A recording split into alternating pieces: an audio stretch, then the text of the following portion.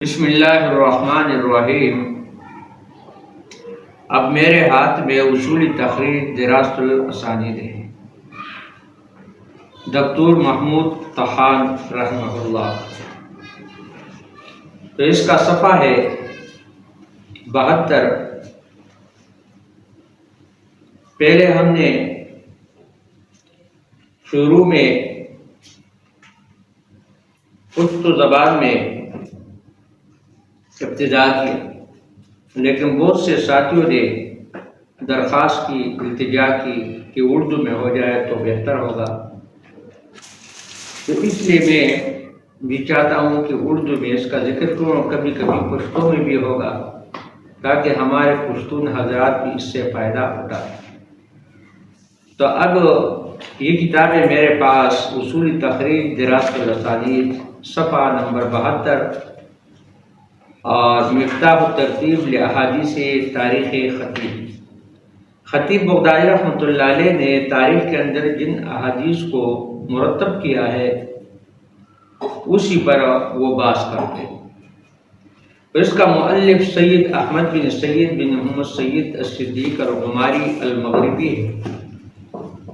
یہ بڑے عالم گزر چکے ہیں اور مغربی کے نام سے مشہور ہے۔ وصفہ و طریقۃ تصنیفہ، بیان اس کا اور اس طرح تصنیف کا طریقہ۔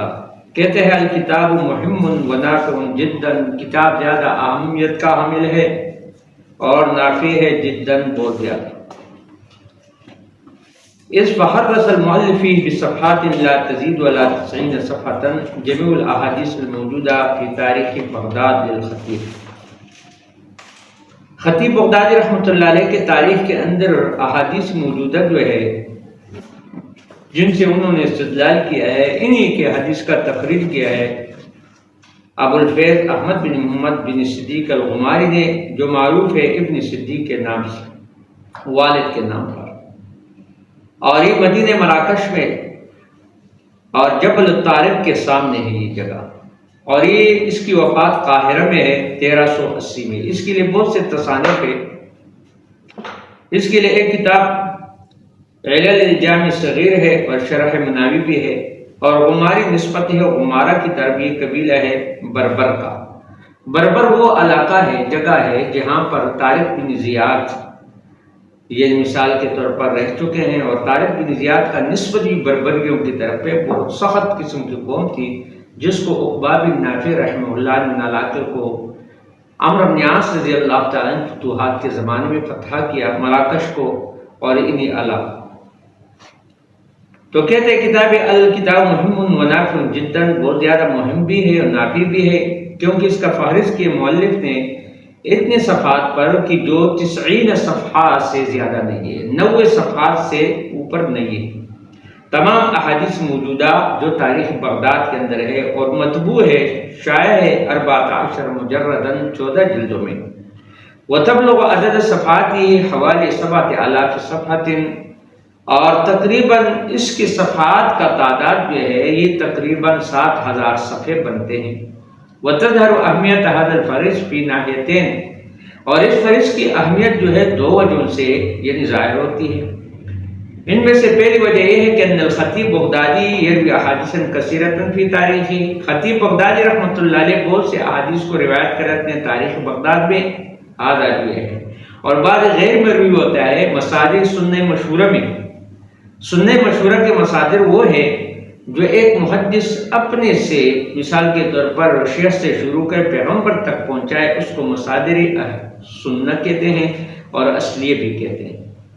ثانیتہما، ان میں سے دوسری بات یہ ہے کہ ان هذه الاحاديث ليست من سبيل الكشف انها غير سبيل الذي سلكه المؤلف، ليس من سبيل للكشف انها غير هذا السبيل الذي سلكه المؤلف۔ امام مؤلف رحمہ اللہ نے جس طریقے پر چلایا ہے یہ اس کے کشف جو ہے اس کے علاوہ ہے، اس نے دوسری طرف کھول دیا اس کو۔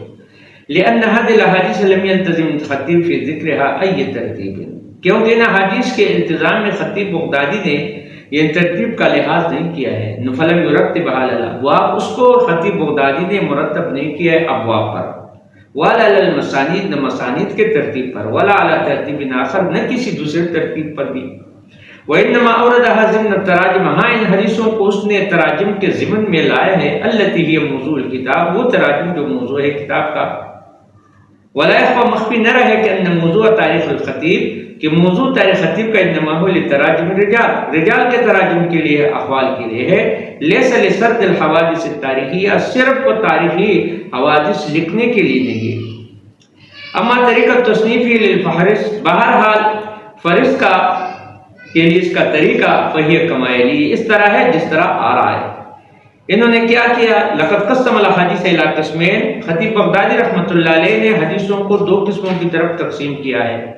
نمبر ایک احادیث قولیہ والاحادیث الفعلیہ، دوسرے نمبر پر باہر احادیث قولیہ جو ہے فقد رتبها علی احرف المعجم، حروف معجم علی باتاسا کے ذریعے سے مرتب کیا ہے۔ فذکر طرف الحدیث، اس نے طرف حدیث کو ذکر کیا ہے، واشار قبالۃ الی رقم الجزء، اور اس کے سامنے اشارہ کیا ہے رقم جزء، یہ مطلب یہ ہے کہ جلد کے رقم نمبر، ورقم صفحہ، اور اس طرح صفحے کا رقم یعنی نمبر، التی فیہا ذالک الحدیث، جس کے اندر وہی حدیث ہے۔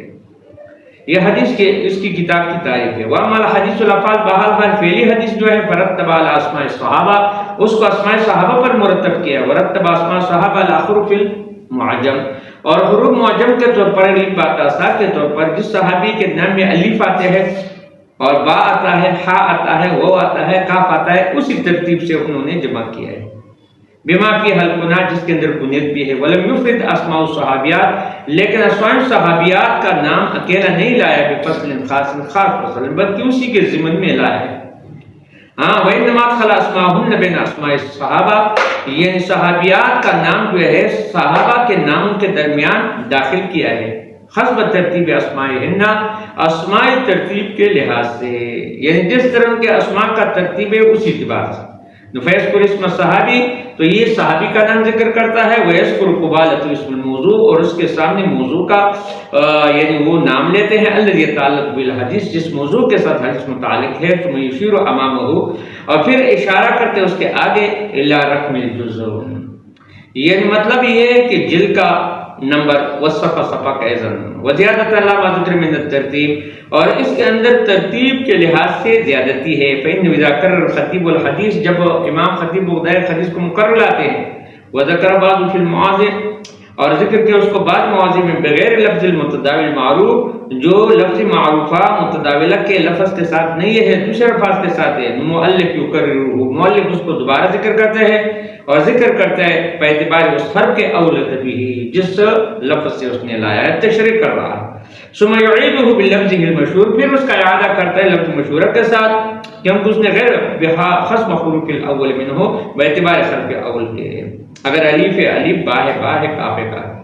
وفی هذا تحقیق لرغبۃ الباحث، اصل میں اس کے اندر تحقیق ہوتی ہے، یعنی باحث تلاش کرنے کی رغبت کے لیے، یعنی محبت کے لیے، اللہ یرید جميع الطرق، جو تمام طرق کو چاہتا ہے، جس کو لایا خطیب نے، للنظر فیہا، تاکہ اس کے اندر نظر کرے، من حیث التصحیح، تصحیح کے لحاظ سے، تضعیف کے لحاظ سے۔ ایک تو یہ فائدہ ہوگا اس سے، اور دوسرا فائدہ کا اور معرفت عدد من رواہ من الصحابہ، جو اس کے اندر پہچان ہوتا ہے کہ کتنے صحابہ نے اس روایت کو نقل کیا ہے، اور غیر اس کے علاوہ۔ ولزیادۃ الایضاح، اور زیادہ وضاحت کے لیے ارا میں دیکھتا ہوں من المناسب، مناسب ایراد ما قالہ الموضوع، ایراد لانا اس کا جو مؤلف نے کہا ہے مقدمے میں، ان هذه النقطہ، جس نقطے سے، تو انشاءاللہ اس پر کل بات ہوگی۔ اب دوسری کتاب